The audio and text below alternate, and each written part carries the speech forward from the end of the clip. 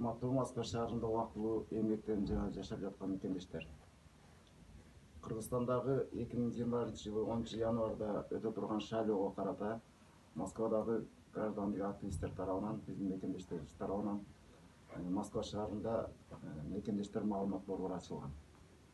Урматтуу мекендештер, ушул маалымат борборуна келип, баарыңыздар консулдук каттоо жана форма 2 толтуруу боюнча маалымат алсаңыздар болот.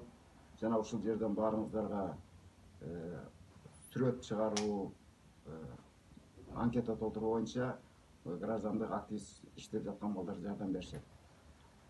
Урматтуу мекендештерим, биздин Кыргызстанда азыр көрүп тургандай саясий кырдаал өтө оор болуп турат.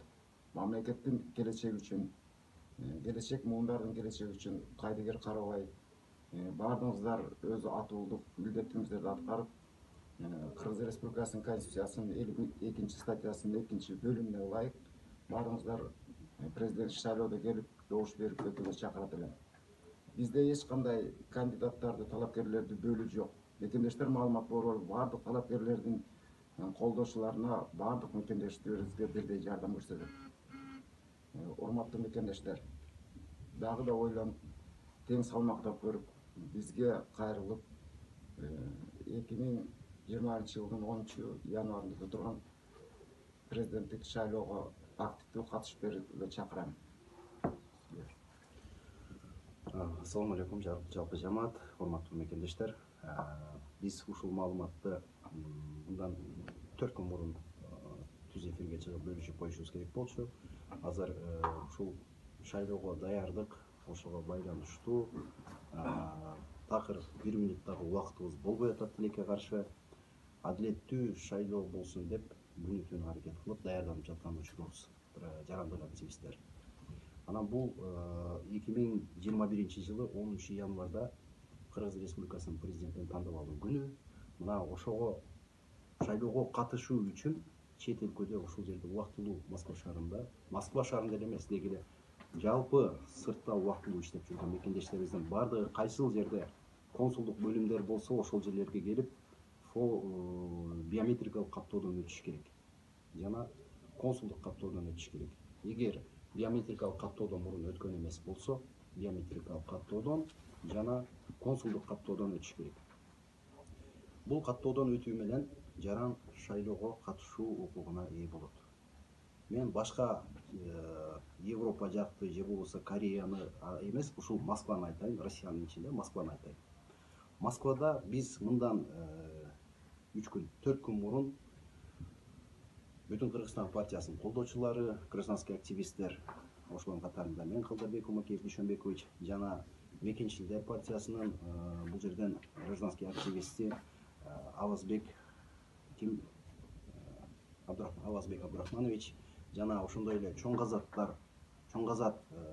партиясынын колдоочусу, гражданский активист Нурланбек Алыбаев, мына ошол жигиттер болуп, жана башка активисттер болуп, консул менен Эдуард Кашкаевич менен сүйлөшүп чыкканбыз. Бул шайлоого катышуу үчүн учурда Москвада, могу консулдук бөлүмдө иш күндөрү саат эртең мененки канчадан баштап? Саат 10дон баштап 18:00-га чейин, ал эми дем алыш күндөрү суббота, воскресенье күнү саат 10дон баштап саат 3-кө чейин консулдук каттоодон өткөрүп атышат. Эми бул консулдук каттоого катталып, консулдук каттоого туруу менен ар бир шайлоочу өзүнүн каалаган кандидатына келип добуш берүү укугуна ээ болот. Эске сала кетсем, 2017-жылы президенттик шайлоодо форма 2 тапшырбай калдым, консулдук каттоодон өтпөй калдым, мени шайлоого киргизбей койду деген аябай чоң ызы-чуу болгон бул жерде Москвада. Мына ошол нерсе кайра кайталанбаш үчүн ар бир жаран өзүнүн жарандык позициясын колдонуп, укугун колдонуп, гражданский обязанностин колдонуп, шайлоого катышууга укугуна ээ болуш керек. Ал нерсе ар бир жарандын өзүнөн гана. 1 саат убакытты бөлүп, аябай келип консулдук каттоого өтүп кетиңиздер.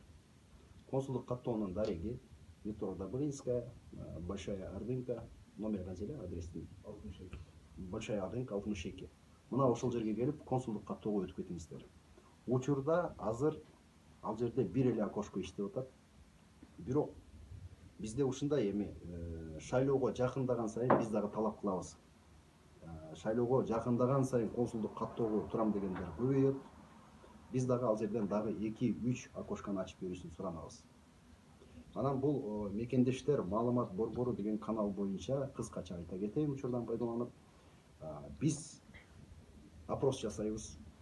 Кыргыз Республикасына, Кыргызстанга президенттик башкаруу керекпи, же болбосо парламенттик башкаруу керекпи деген маселени көтөрүп, бул коомчулуктан элдин добушун угуп, элдин үнүн угуп, именно ушул каналдан түз чагылдырып бергенге аракет кылабыз. Биз менен байланышта болуп туруңуздар. Биздин телефон номерлерибиз төмөндө жазылган. Жана ошондой эле бул каналга жазылып, катталып коюңуздар. Рахмат.